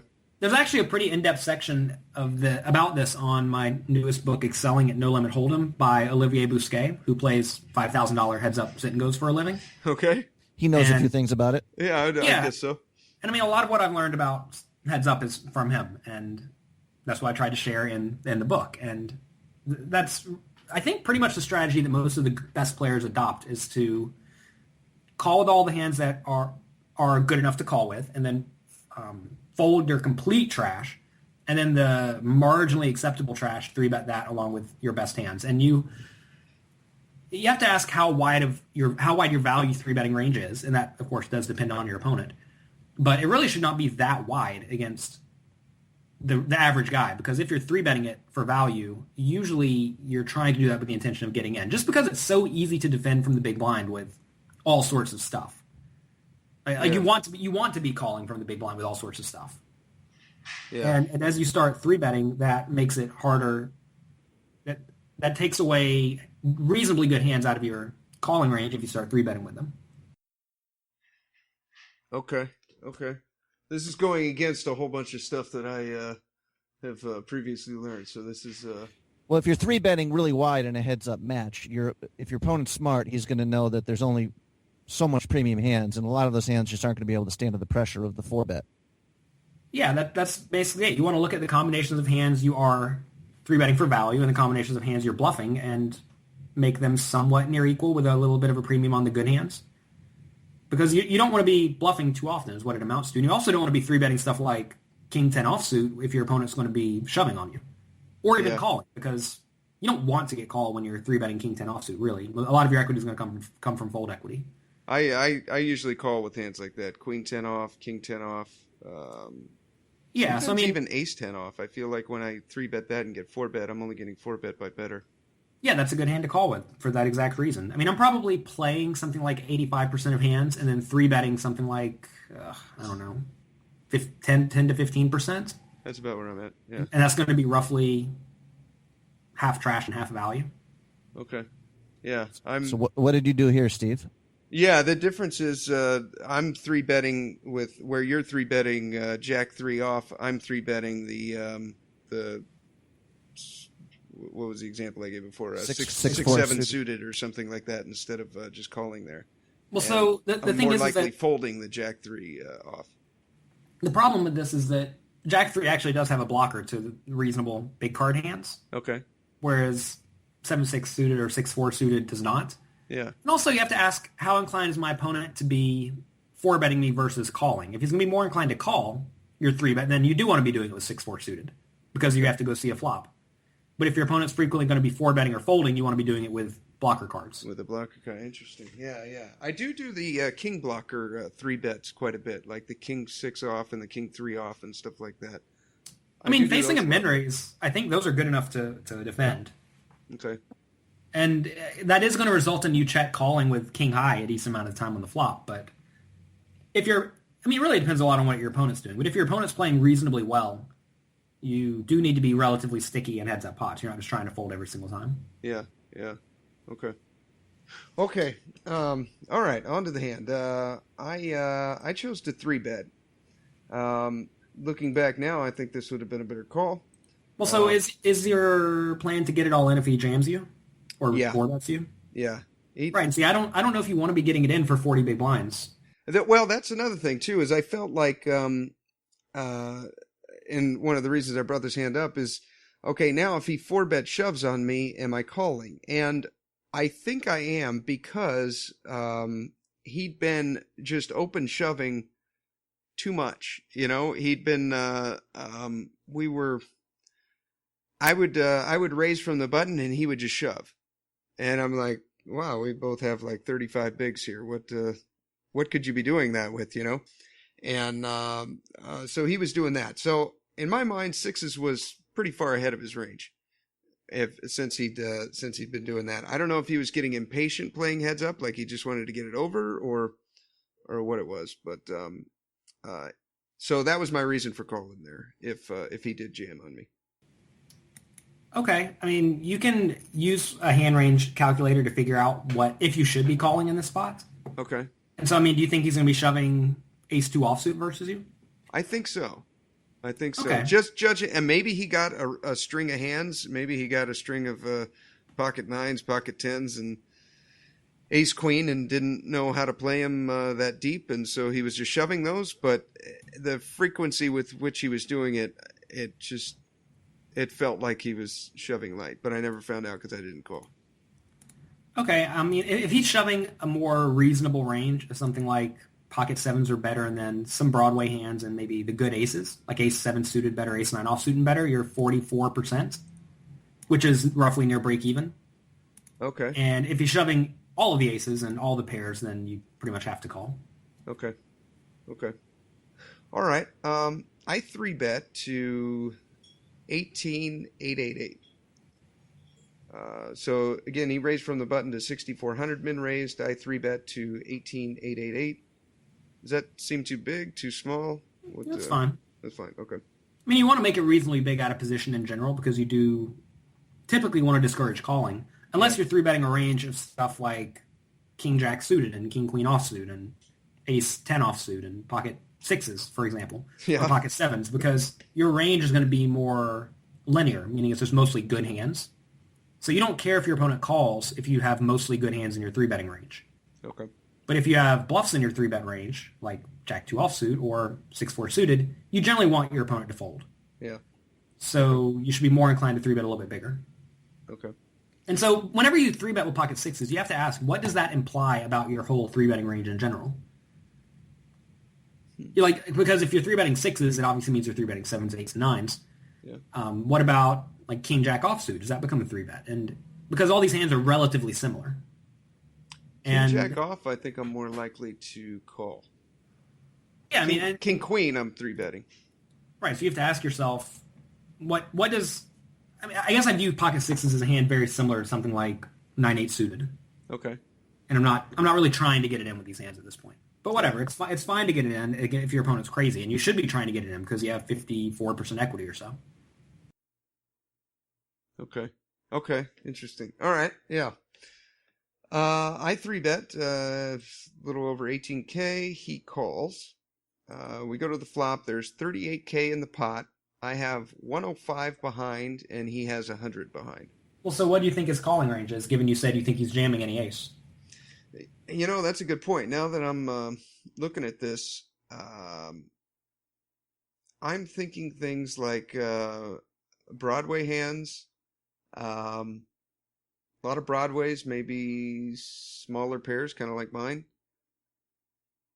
Okay. So he's shoving pocket sevens or better.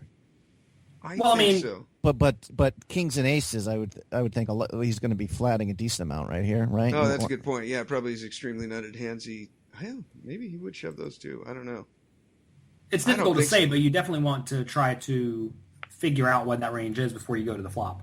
Yeah. Because if you think he has a lot of ace X in his range, for example, then queen jack 2 is not so bad. But if you think he has a lot of Broadways, then queen jack 2 is horrible. Yeah. And you need to be thinking ahead about that kind of thing. But, I mean, it sort of implies that if he's shoving ace 2 offsuit, he's shoving any pair. Well, that's a good point, yeah. So that's sort of a good example of that logic flaw a lot of people have. They're like, yeah, he's shoving every ace, but if he's shoving every ace, he's shoving every pair also. He's probably shoving king, queen. You know, he should never be flatting with the crummy aces here. That'd be a bad... Well, in position maybe, but... No, it would not be a good play to flat, most likely. I would think that his... I would take a lot of aces out of his range, that he'd be either shoving or folding with his folding his crummy aces and then shoving or re-raising with his decent aces and good aces, but I don't know. Yeah, I mean, I would generally assume just good hands like king queen and king jack, and then suited connectors and maybe some pairs, maybe some good ace X suiteds. Okay. Probably not king 8 suited. That sounds about right. Okay. Just reasonable stuff. That's probably regular calling range. Okay. All right. We go to the flop. The flop is, okay, so again, I've got pocket sixes. I've got the 6 of clubs, 6 of spades, and the flop is the 7 of spades, ace of diamonds, jack of clubs. There's 38K in the pot. I've got 105 behind, and villain has 100 behind. Not the flop you're looking for. No, not at all. Unless we want to go to our interpretation that he doesn't have a lot of aces in his flatting range. Well, the problem is that he should have a lot of hands like king 10 that he should not fold to 1-bet. Right. Unless you bet huge. But I don't think you really want to be betting huge from sort of like a balance perspective. Yeah. So in 3-bet pots, I'm usually betting roughly half pot with all of my range just to make it hard to play against. Okay. Against the generic opponents. But, I mean, this is obviously a horrible spot. So I don't know. You could bet, you could check. I don't think it matters too much. I did bet about half pot. I bet 19,999. And he calls, and I remember he called quickly. What is the purpose of betting 19,999 versus just 20K or 18K or whatever? You mean why do I think it just boils down to speed. Sometimes when I'm multi-tabling, it's quicker to just hit a 1 and then 8888 than it is to hit a 1 8 and then go back down to the 0 0. Okay, I mean, I know whenever I'm playing, I very rarely type in the numbers. I just have a few bet sizes selected already, and then I go up or down from there. But maybe that's not an option on this site. They do have a, let's see, what do they have on ACR, Mike? They have 1/3 pot, they have half pot, 2/3 pot, and then all in. Yeah, so then just go up or down, half a big blind. So I have my mouse wheel for half a big blind, up or down. So I think I have something, you can set it on PokerStars. I have something like 22%, 38%, 57%, and then 72%. Okay. And then you can go up or down. I just go up or down from there. That makes it really fast when I never have to type anything. But typing's good. I think you definitely don't want to just click half pot and go from there. Okay. Right? I mean, that's certainly not a good default. Okay. Okay. But just be aware. Just make sure you're not changing the bet size based on your hand or anything like that. Okay. All right. Okay. I bet 19,999. So you have to ask yourself here when you do bet, is there any point in making it any more in general? Because the stacks are already going to get short enough to where you can easily get it all in. So with your nut hands, you don't really need to be betting any bigger than your preflop raise, and with your junk hands, you want to be getting off cheap. So on Ace XX boards, I usually bet even a little bit smaller. Okay. Just as a default, because if your opponent has an ace, he's never folding. Yeah. And if he has a jack, he's never folding. So maybe betting bigger will make him fold king 10 sometimes, or king queen sometimes, but probably shouldn't. Okay. So I think I would be a little bit inclined to bet something like 14K here. Okay. Is it if he has air, if he's got a 5-6 of hearts, or for whatever reason he got in with that hand, then he's not calling 14K just as easily as he's not calling 19. Right, and you're really not trying to make him fold 6-5. You're trying to make him fold something more like 9-8. Yeah. Hands that actually do have some equity. Okay. Because on boards like this, he's either calling with his good hands or he's folding everything else. Okay. There's not really a lot of room for him to mess around. Okay. So you don't need to be betting as big on Ace XX and King XX boards. Okay. I could have made it a third instead of half. Yeah, I think that's probably ideal. Okay. Okay. All right. I bet half. He calls. We go to the turn. There's 78K in the pot. I have 85 behind. He has 80. So we've got about a pot size left, about a little bit more. I've got pocket sixes. The board is now complete rainbow. It's 7, ace, jack, 3. You're unhappy, obviously. Yes, that's very true. Also, whenever replaying hands, I'll find you, at least for me, it works way better if I make the cards as they are high to low. Oh. Okay. I feel like that helps me remember hands way better than if I do 7 ace jack. It's more like just ace jack 7. It sort of like rolls off in my brain much cleaner. Yeah. Okay. I instinctively do that. Yes. Yeah, I mean, I do too. I've never noticed that. Okay. Yeah, because the order really doesn't matter on the. Okay. I like if they give you jack ace as your cards, it's just ace jack every time. It's not jack ace because they give you the jack first. Yeah. Yeah. So that's how I think about it. Maybe that'll help clear things up whenever you're trying to remember hands. Okay. Okay. Yeah. Ace Jack 7-3 is the board now. Yeah. And we're here with pocket sixes, out of position with about a pot size bet left. Are we just checking and giving up here? Or? Depends on what you think of his calling range. I mean, some guys will jam with an ace on the flop or raise with an ace on the flop. They obviously shouldn't, but some people do. And against those guys, you should be way more inclined to probably shove the turn or bet really small than go all in on the river. Okay. Against those particular people, but knowing your opponent's probably just a regular guy, I'm probably just giving up. It's unfortunate because he could have a jack or, I mean, really just the jack is the main concern. Or he could have king 10 and then you check and he shoves you. Yeah. But, whatever, I think you just have to lose this one. Of course, okay. if this guy is a HUD Meister too, and if for some reason, Steve, you were doing a lot of, at the final table, you were doing a lot of C-betting, but when you ran into resistance, you were just never double barreling? I mean, if this guy's picking up on that, he could technically call the flop with. He could float with air and then fire the turn when I check. Yeah, but it's a little bit different in 3-bet pots though, because you don't see very many 3-bet pots to start with, and I mean no one's gonna have a sample on this exact situation very often. I don't think. Yeah. I mean, I don't think you can infer from just standard flop and turn continuation bet percentages what the guy's gonna do in 3-bet pots. Right. Whereas you can infer if a guy has a blatantly crazy 3-bet and 4-bet, he's probably just crazy. Right. Yeah, I was on all streets. More than the HUD, I was just thinking just game flow of this of this tourney. Yeah, no, I lean toward what you're saying, that he has some value hand there for sure. I guess what I'm saying is that you can infer different stats from other stats, even if you have like a zero hand sample on some statistic. Like, say a guy 3-bets and 4-bets a ton. If you get to the river and the guy check raises you, you should be way more inclined to call that guy than a guy who's a nit pre-flop. Yeah, good point. Even though you have a 0-hand sample on his river check raising frequency. But I'm not too sure that these two stats correlate too well. The flop continuation bet and turn continuation bet in single raise pots versus 3-bet pots. Okay. And also it's different heads up versus 9-handed for sure. Sure. Yep. Yeah. Okay.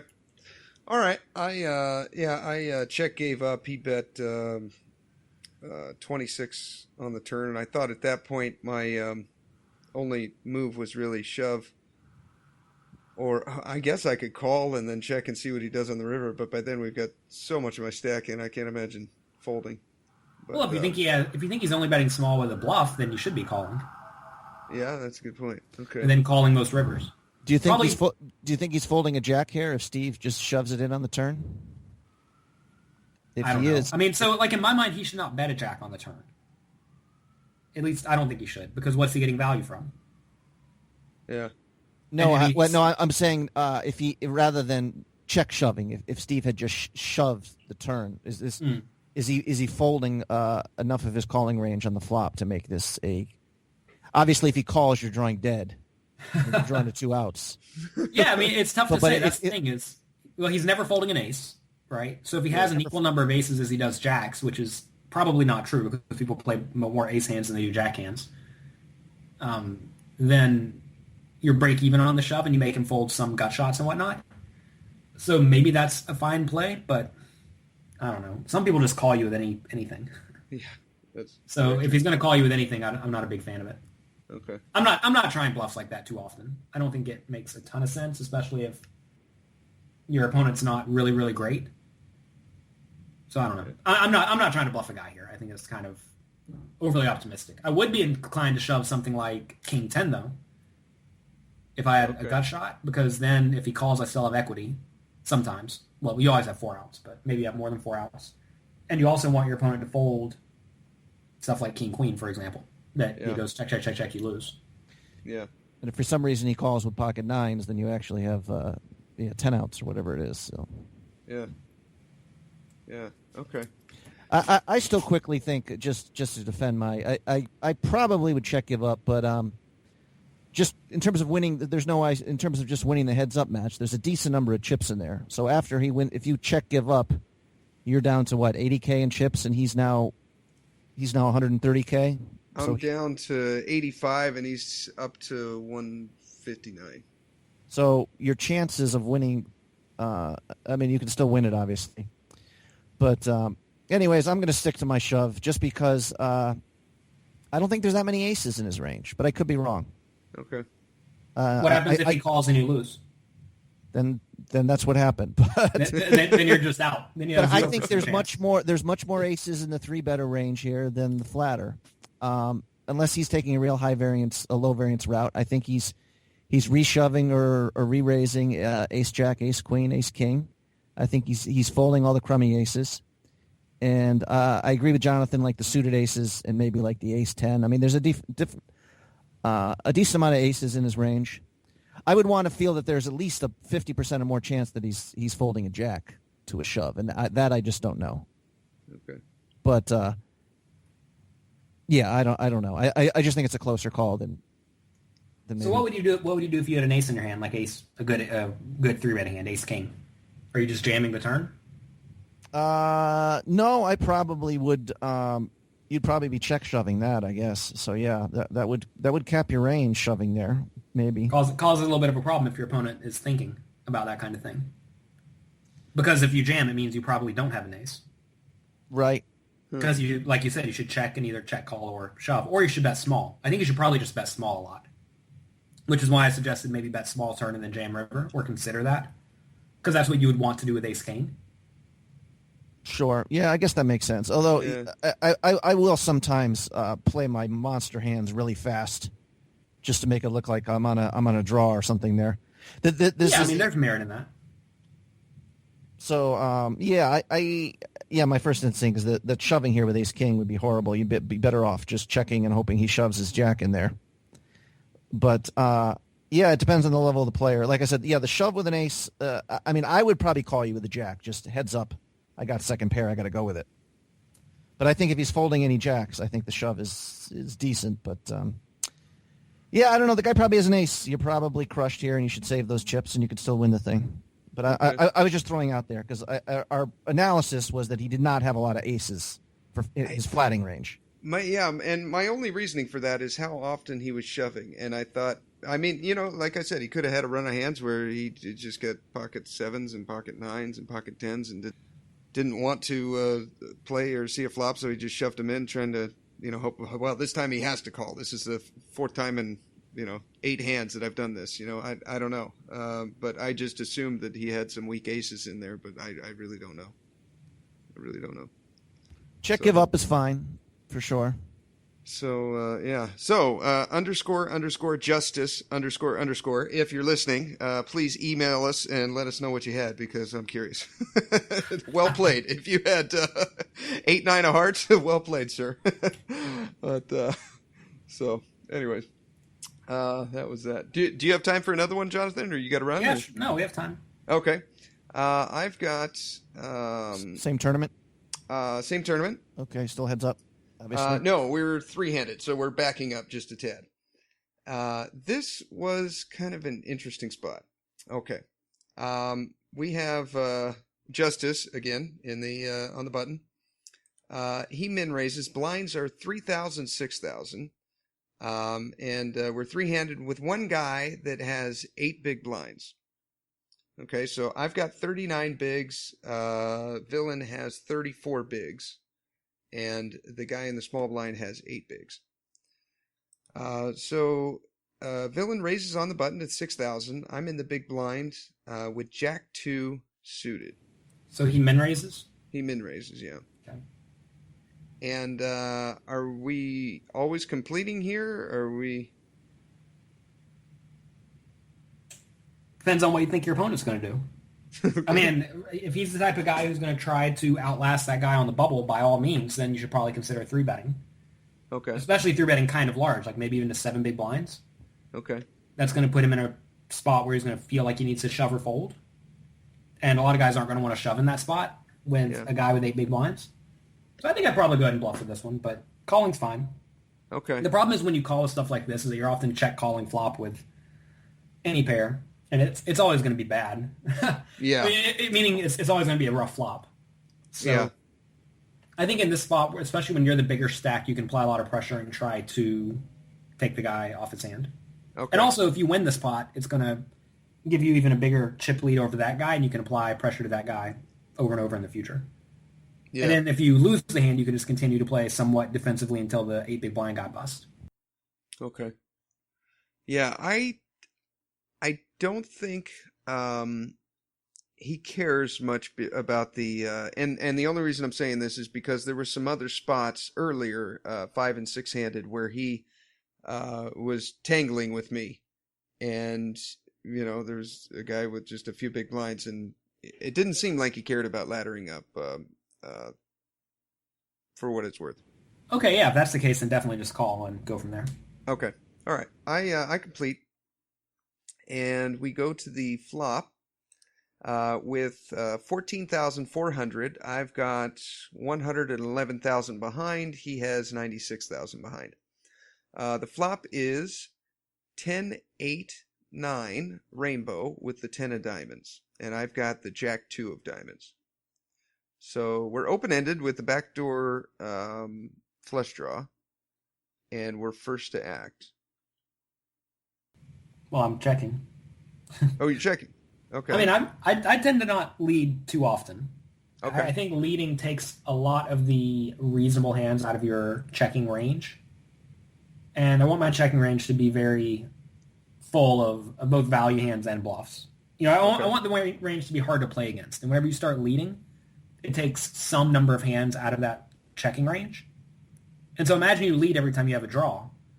Now your opponent knows when you check raise, you probably don't have very many draws. Yeah, and then that lets them play way better. So it means you either have a bluff or a really premium hand. Yeah. I don't know. I don't lead very often. I don't think it's a great play most of the time. It's very hard to balance is what it amounts to. Okay. And especially against a guy who you think is going to be playing overly aggressive, you really don't want to lead because he's going to play back at you. Yeah, yeah. Okay. Okay, I also checked. I was just surprised that you said it so quickly. But I guess when you've played millions of hands, this stuff just runs through the computer and it spits out an answer. Okay. Well, you just check every time. There's not much thought process that goes in. I just know leading's not very good, so I check. Okay. All right. I mean, this is a reasonable hand to lead with against, especially a passive guy who's just going to fold if he doesn't have a pair. Yeah. But, I mean, you describe this guy as someone who's not afraid to tangle with you. And those type of guys really just don't believe you when you lead. Yeah. And it's also easy for him to have something. Yeah. Okay. So, yeah, definitely just check and probably check call, but whatever. It's tough spot. All right. I check and he checks behind. The turn completes the rainbow. What do we think about the range when he checks behind on the turn? This is the kind of thing I'm thinking about whenever I'm playing. Whenever it goes check, I'm immediately trying to figure out what does this mean. You know what? My coach has had me do that. I wrote even a 3x5 card that I have taped to my computer right now that says, play the range game. And, yeah, I have to actively, I'm doing this with one of my students too, having him do the thing. But now that we're doing this interview with you, I realize I need to do it far, far more. Well, every time there is an action, it means something. Yeah. And so that's why whenever I check, I want it to mean nothing. Right? You want your actions to be very undefining, and you want your opponent's actions to be very defining, ideally. That way you have lots of information and they have none. And by playing a game where you just check every time out of position, your opponents never have any information. Huh.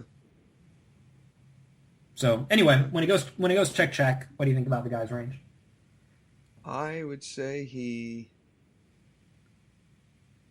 See, we have no idea, so he's playing well. I'm immediately thinking, I would think if he had a pair, I'd be tempted to bet it if I was him for sure.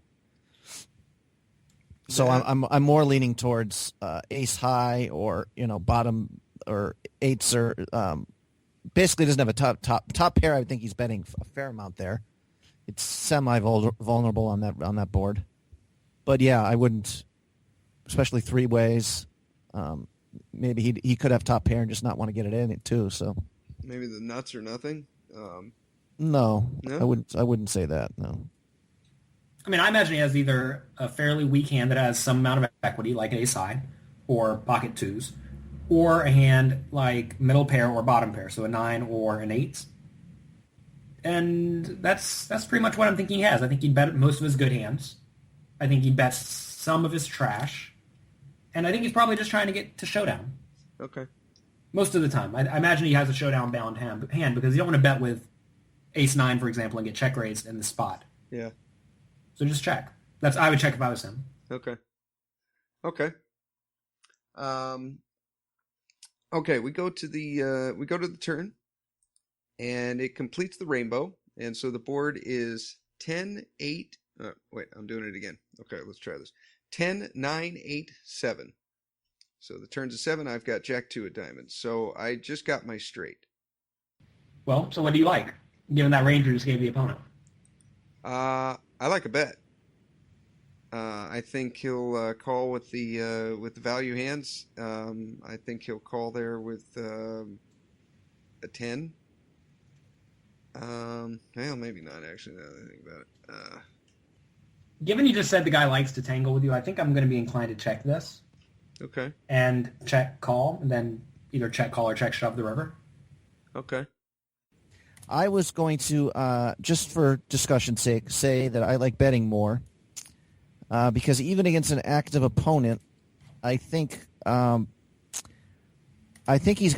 he has a piece of this or some value a lot of times, and I don't think he's going to necessarily bet the turn. Like if he's got King 9, he's not. Is he betting here? I mean, it's tough to say. I think it's very, very difficult to know with any certainty. But the problem is if you bet the turn, is he really going to call the turn plus the river? No, but yeah. I mean, I agree. There's definitely a chance he could just bluff at it with junk now and say, "Well, great, this is decent. I can represent the jack." But I'm just more worried that you might actually be able to bet twice, and you're probably not going to get called twice, but he might not bet once either. He might think his ace high's good. Well, the other thing is that if it goes check on the turn, you can bet the river and get called a lot of the time. At least I think you can.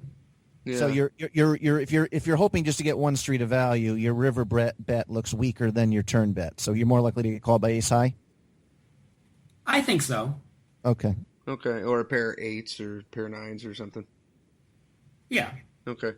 I think you're definitely going to get called by a pair if you bet one time. You just have to figure out where you want that one time to be. But I think checking gives the guy the opportunity to bluff at you if he feels inclined. Yeah. Because a lot of people realize ace high is not great on this board. Or king high or whatever, pocket 2s. So I don't know. You can check or bet. I just have a hard time thinking you can get called twice unless your opponent has 2 pair or better. And he's probably going to bet 2 pair, maybe even twice. So I think you get way more out of the bottom end of your opponent's range by checking. Okay. And you're going to get roughly the same amount out of the middle of his range, which should be most of it. Okay. Yeah, makes sense. Okay. Well, I chose to bet. There's $14K in the pot, and I bet 6,666. So less than half, more than a third. And he calls, and I remember he called quickly. And so at this point, what are we putting him on at this point? If I bet less than half, and he beats me into the pot. I mean, I think he has almost entirely 1 pair hands. Okay. That's what I would assume. Maybe he has middle 2 pair or something like that, but not a straight, or maybe the bottom of the straight. Bottom end of the straight, I was going to say possibly, yeah. 6, yeah. Okay. Really just something worse than the straight, than the jack high straight. Okay. Okay. We go the fact that he calls quickly would really make me think that he almost never has the nuts here, Jack Queen. The fact that he snap calls. Okay. I don't know. I mean, I'm always into these timing tells. Like, I would think he'd make it look a fake tank a little bit, like, just to increase the chances that you bet the river. But I could be wrong. Okay. All right. Now, the river is the jack.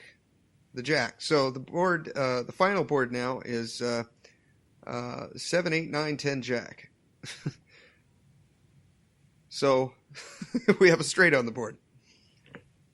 Did we lose Jonathan again? No, I'm here. Oh, okay. I'm just observing, just listening. Oh. I'm trying to think if we should go all in or not. Okay. I mean, I could see going all in being great. It's hard for the guy to have a queen, unless he has queen 10 or queen 9. Okay. But I don't know. The problem is if you check and your opponent's good, he's going to shove every time, and that puts you in such a bad spot.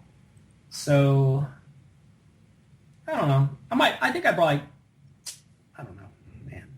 It sucks against good people because you know they're going to make you fold every time. So I would be inclined to bet something like 7 big blinds, I think. Because your opponent could have a queen. You could easily have, like I said, queen 10 or queen 9 or queen 8. So yeah, I'd probably bet 7 big blinds or something like that. Okay. Problem is checking leads to so many bad spots if your opponent knows what he's doing. Yeah. So is it a check give up though if he shoves? Yeah, you're folding. I think you have to pretty much, right? Right. I mean, you're making a bet that's saying, I could easily have the queen. You should probably not raise because I'm only going to call you with a queen. Yeah. So I think it's a bet that's going to be very hard for your opponent to defend against, besides by shoving with the nuts and calling with other stuff and occasionally folding. So yeah, the plan is definitely to bet fold. I like that a lot. Okay. Yeah. And you also said the guy likes to tangle with you. If you know the guy's just going to go check when he doesn't have a straight, then just check and chop it up. Okay. I like that a lot by leading with that. I took the absolute worst line and I check folded. But that makes a lot of sense. I assume he shoved if he check folded. No, he didn't. He did even worse than that. He bet 15K. And I don't know why I folded there. As we're chopping with, he's betting, what is that, 5 big blinds? Yeah, it's hard to. It's so hard to have a queen. I mean, he has to have pretty much exactly those hands. Yeah, queen 8, queen 9, or if for some reason he checked queen 10 on the flop. Yeah, I mean, and those do make perfect sense, but at the same time, so does a lot of other stuff. Yeah, there's 90% of the other crap is still in his range, and the queen is 10% of that. The issue is that when you check, you give your opponent pretty much a free bet, meaning that you're not check raising him very often at all. And you give him the opportunity to steal the pot whenever you check. Yeah. And he bet, and I mean, I'm never folding to the bet. If he bets anything reasonable, I'm calling, I think, pretty much every time. Okay. It's unfortunate that you have to pay the guy off, but he probably has the straight maybe 20% of the time. Okay. And you're probably getting the right pot odds to call. Okay. Tough spot, though, and I think checking puts you in that tough spot. Yeah, it does. I should have led right there, and put him in that tough spot instead of me. I gave up the initiative there. Okay. All right. That is a lesson. Right on. Quickly, if we can go back, I know we've had Elliot Rowe on this show before, Jonathan, and he says he was. That's how Steve got in touch with you. Are you a meditator? What do you do for your mental game? You seem like such an even-keeled dude, kind of endowed with that naturally, but. Yeah, I think I've been pretty lucky to be even-keeled for the most part. I mean, for a while, probably for about 3 months, I would wake up and every day after my wife left the house, I would meditate for 20 or 30 minutes and then go to the gym. But I mean, I definitely like the stuff that Elliot Rowe does. A lot of his MP3s are very short, and you can listen to them during a 5 or 10 minute break of a poker tournament, and they can get you back in a very even state of mind, and you're not excited and militant. So I definitely do like his stuff. You haven't had any real Helmuth type blowups though, where you're throwing chips across the room or anything. Nothing of that severity. No, I don't really get upset at poker. I don't see the purpose in it. No. Yeah. I just thought I'd bring up the meditation because Steve gets so excited. He'll meditate in traffic. His eyes closed, slowing things down. He doesn't care. It's important towards his happiness. Yes, I just do it in the number 3 lane on the freeway. Just stop, piss everyone off. Yeah, do whatever makes you happy. Yes. Right on. Well, thank you for coming on, Jonathan. Do you have any plugs or anything you want to put in? Well, you can check out my newest book at holdembook.com, just HOLDEMBOOK.com, and there you can get a free chapter, if you get the book, that deals with how to play short-ish stacked heads-up poker, and that could be just for you, Steve. I was going to say, that sounds like something I need. Sounds right up your alley. Yes, it does. I mean, it's a book I wrote with a lot of the people you've actually mentioned in this podcast, with Elliot Rowe and Phil Hellmuth, and also Olivier Bousquet, and a lot of other Assassinato, Alex Fitzgerald. Okay. They're all part of this book, and I think that it is beneficial for pretty much every poker player.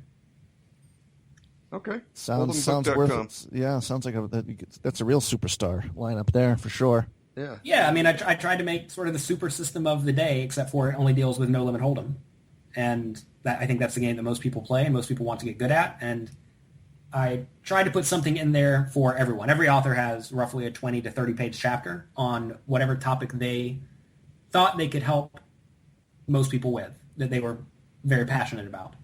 Okay. And I'm very happy with it. Can I give a marketing suggestion? How about a picture of Steve with a sticky on his head that says "Play the Range Game" on the back cover? Yeah, it's a good idea. I think that could be a good one. Say, read this, guy. No. Just... Yes. Yeah, you got to play the range game. If you guys take one thing away from this podcast, you need to be every time anything happens, you have to think, how is this narrowing my range, or how is this narrowing my opponent's range? Yeah, absolutely. And don't just think he checked and the turn's a 4. There's always a step between the turn card coming. Yeah. And that is reassessing the ranges. Yeah, you're right. You're absolutely right. Yeah, I have been thinking of ranges more, but I'm realizing now after this podcast, not nearly enough. That's the whole thing. That's the whole game. That's the game, really. when it boils down to it, what do I think he has? Okay, cool. Well, thank you, Jonathan. And you can get your free MP3 by clicking on the link in the show notes. Check out headsuppoker.poker. Download some of Elliot's tapes. And thank you for tuning in. And here is your weekly motivational speech.